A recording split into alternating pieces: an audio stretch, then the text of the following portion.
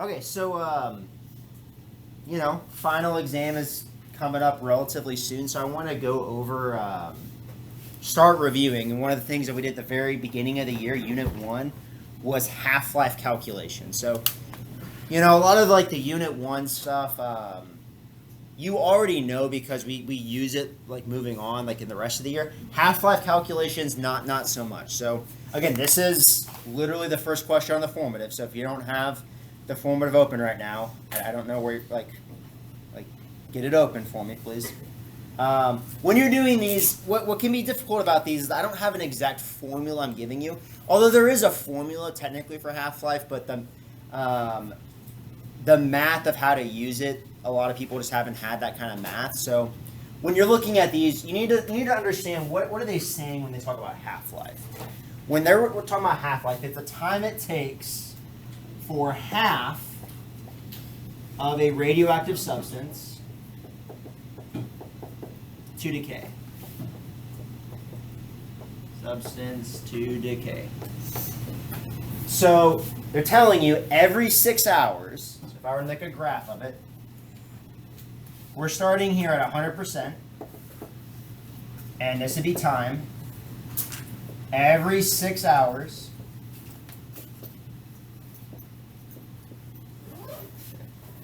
it's quite the trajectory of this graph. Every 6 hours, this will decay in half, meaning we're starting here at 100%. When we are at 6 hours, we would be at 50%. When we are at 12 hours, we would cut that number in half again. That would be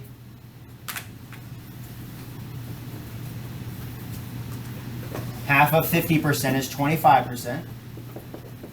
Okay, we got to go till 24 hours. Notice how I'm doing every 6 hours because every 6 hours it gets cut in half. So half of 25% would be 12.5%. So at 18 hours, you're at 12.5%. So then at 24 hours, we would be at half of 12.5%, which is 6.25%. Okay, so that would be your answer. Now, when you're solving these, you don't have to make a graph. Like that was just kind of me helping you visualize what's trying to happen here.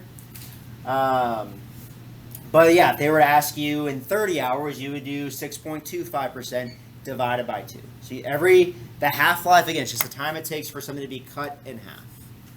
Okay? All right. Moving on to our new topic, energy and enthalpy. So to understand energy and understand enthalpy, you first need to understand this idea of heat. So heat can be defined as the transfer of energy between two objects where that energy is going to flow from hot to cold. So keyword being hot to cold. So then you'll kind of have that classic question of like, if you have like, one hot thing and one cold thing next to each other, is the cold thing cooling down the hot thing or is the hot thing heating up the cold thing?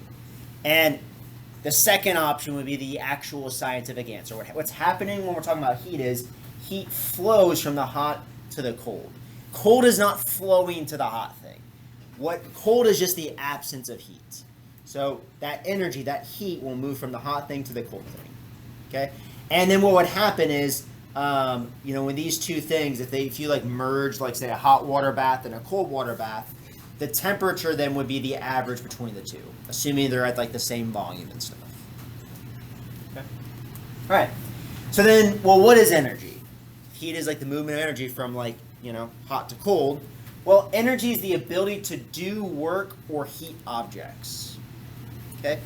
So, when you when you take physics next year, you learn that work is a force times distance. You don't need to know that formula, but like when they say work, they're saying that you do some sort of force on something and you move that thing through some sort of distance. So like if I am like if I have my phone and I moved my phone upwards, we would say I did work on my phone. I put a force on my phone, the force to move it, and I moved it up some amount of distance. the more distance I move it, the more work I've done, the more energy I've put into like moving my phone. So you could also think of like energy as the ability to heat objects. So like, again, like taking an object that was colder and making it hotter. Thinking of temperature, right? When you make something hotter, that means the particles are moving around faster. So the faster you move things, that's going to be adding heat to something. So the faster particles are moving, the more energy there is in those objects. There can also be electrical energy. So electrical energy is movement of electrons. Mechanical energy, like the movement of those gears, would provide energy you could use to like move a car. Chemical energy stored in the bonds, chemistry class, we've been learning a lot about chemical energy. Gravitational energy. So, if if you have a ball on top of a hill, we would say there is potential energy or gravitational energy to that ball. Or think of like a water wheel, like what they used to use like power factories. Water would move downhill. It would move with gravity and provide energy to then move like some sort of assembly line or machine. Radiant energy, so think of photosynthesis, the energy from sunlight. Nuclear energy, so that's related to half-lives. When you take a radioactive substance and it's decaying, it's going to release energy that we could then utilize to, power electricity or something. Magnetic energy. You could use the power of magnets to, the opposite ends of a magnet pulling against each other or away from each other to power some sort of work. Anyways, just kind of to give you a general idea of energy. I'm not going to make you like know the difference between these different forms of energy. I just want you to get a better picture of what like when I say energy, what I'm talking about. Okay, now there are two forms of energy I do want you to know. One is kinetic and the other is potential energy. So kinetic energy is the energy of an object due to motion. So when a meteor is falling, or you're walking, or you're falling, or you're throwing a baseball, or a flying airplane, all those things have kinetic energy. Where the more motion you have, so the faster you're walking or the faster you throw a ball, the more kinetic energy that object, in this case the baseball, or you as a person, would have. Okay. Now then there is potential energy, which is essentially stored energy. So potential energy would be, you can almost think of it as the opposite of kinetic energy. It's essentially energy that an object has based on its relative position. So for example, I love this as like the first example. Like, what do you do with that cane, Grandma? Why you got that cane raised? Anyways, like if Grandma's gonna raise an object, her arm is up, right? Like if you're gonna hit somebody with your cane, you would need to raise up the cane, right? If you don't raise up your cane, you're not gonna have as much energy stored, through like gravitational energy. Or dynamite, right? If you're gonna like use dynamite like in a quarry to like blast rock and stuff to free it up, or to like make a tunnel or something, there is stored energy in all of the chemical bonds that make up that dynamite. Or in a drawn bow. So if you're an archer, when you pull that bow back, there is energy, potential energy stored in that pulled intense string, where once you let it go, the potential energy will then turn into kinetic energy of that arrow flying. Or a stretched spring, a similar idea. The string is stretched. There's all this potential energy stored in that stretched spring, where once you let it go, this potential energy then turns into kinetic energy of that spring moving. Or there's electrical potential energy. So a battery is a bunch of potential energy stored up, where then once you draw upon that battery to like run a laptop, that potential energy will then be turned into electrical energy. Okay. All right, now when we're talking about energy, there's something called the law of conservation of energy. And what that is saying is that energy is never gained or lost, it just changes forms. And I think that makes sense, like when I say it out loud, but I don't know that like that's completely obvious. Like if you were to eat food, you might think that the food stored in this banana will eventually just be like lost. Like I'm going to eat the banana, I'm going to use the energy in the banana, and then that energy just disappears. But that's actually not true. the energy in that banana just gets changed into a different form. What would that form be? Or forms? Any thoughts?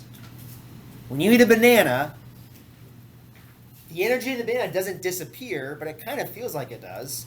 What happens to the energy in that banana? There's two main things that would happen to the energy in that banana. Why do you need to eat bananas or other foods? For energy for your body, okay, yeah, for you to build things in your body, or for you to do this. There's another place the energy is going to go, though.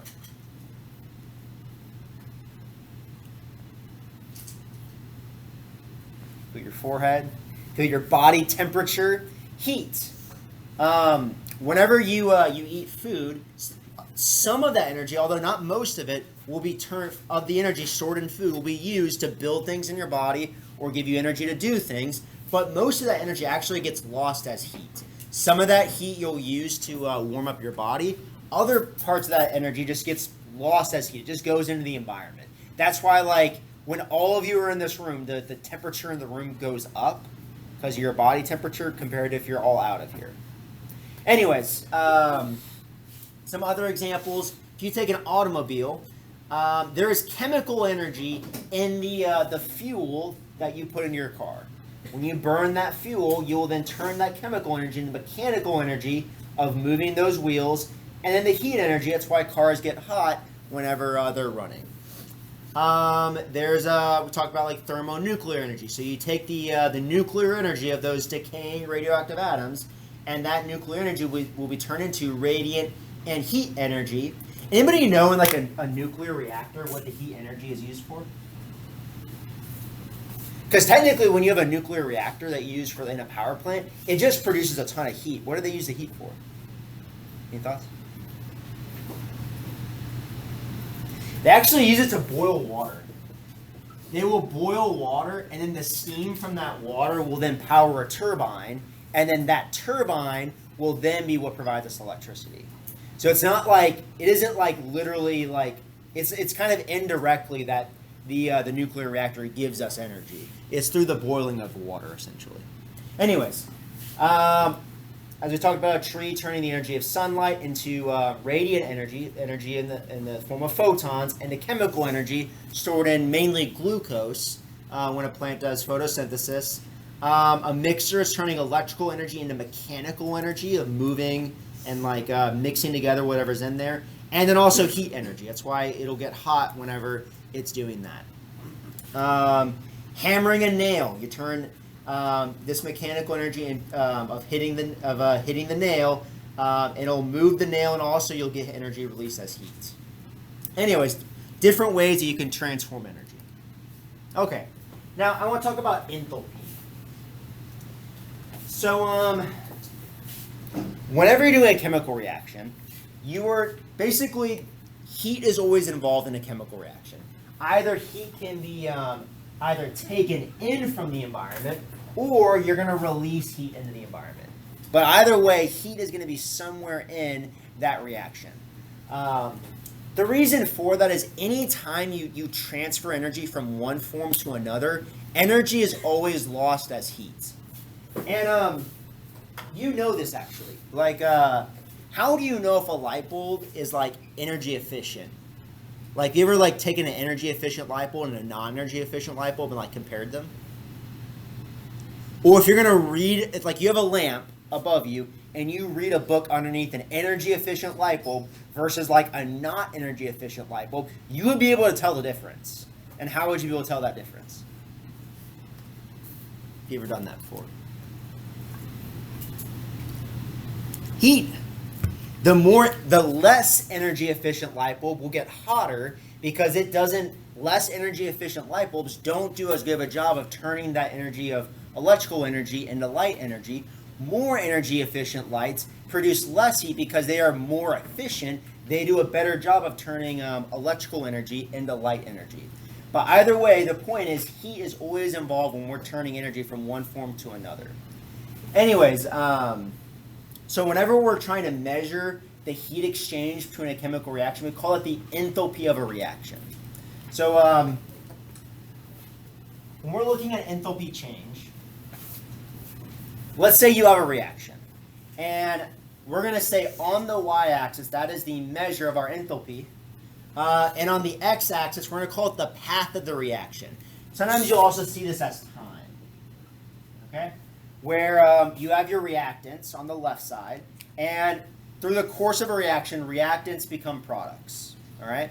Now, enthalpy, when we're measuring enthalpy, or the exchange of heat in a reaction, we're looking at the difference between the reactants and the products.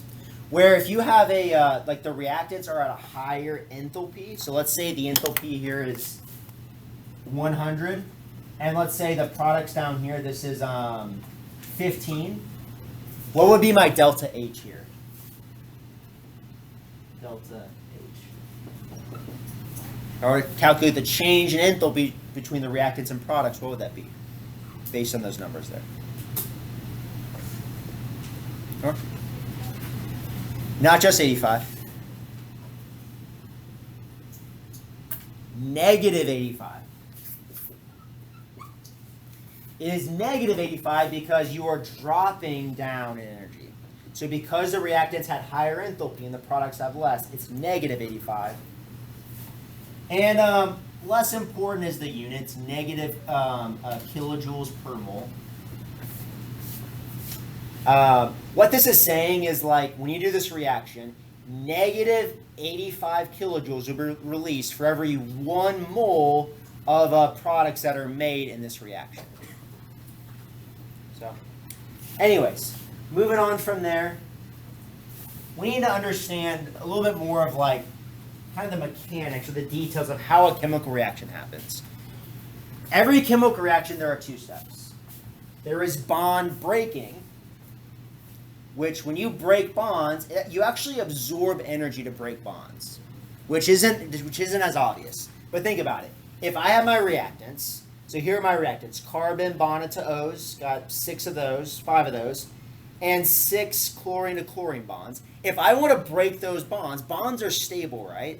So if I want to break a bond, I need to put in energy. These bonds need to absorb energy in order for me to break those bonds.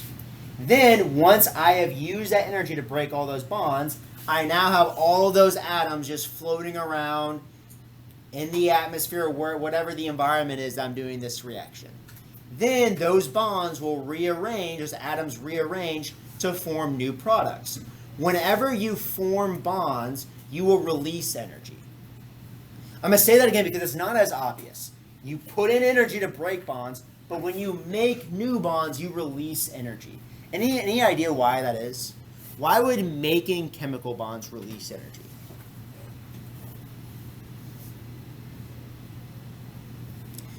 The reason is bond forming releases energy because bonds are stable. Bonds are stable, right? The universe would like when bonds are made, this is a stable process, so when this is formed, energy ends up getting released from there. Whereas if you want to break bonds, that's why this is stable, that's why you had to absorb energy to break them in the first place. Okay? And then if you're looking at the delta H, in this case, delta H would be negative because I'm ending at a lower place in my enthalpy compared to my reactants. But the main point is bond breaking absorbs energy, bond forming releases energy. Now, endothermic and exothermic, those are 2 words you need to understand. Whenever you are absorbing energy, it is endothermic. And how you can remember it is energy goes endo for endothermic. Exo, energy exits. So exothermic releases energy, endothermic absorbs energy. Okay? All right. Now, looking at an endothermic and exothermic reaction, here is that reaction diagram I showed you before, where you have energy, and sometimes you also see it labeled enthalpy on your y-axis, and on your x-axis is time or the course of the reaction. Here, these are my reactants. And on the right, these are my products. So So my reactants get turned into products. And this reaction, because you go down, the reactants are at a higher enthalpy than the products, delta H is negative. Okay? So it's important you can recognize that. When the products end at a lower energy level than the reactants, that is a negative delta H. We also call that an exothermic reaction. Exo because a negative delta H is your enthalpy, that represents a release of energy, a release of heat to the environment. When energy gets released in the environment, that energy is in the form of heat. That is why the surroundings get hotter.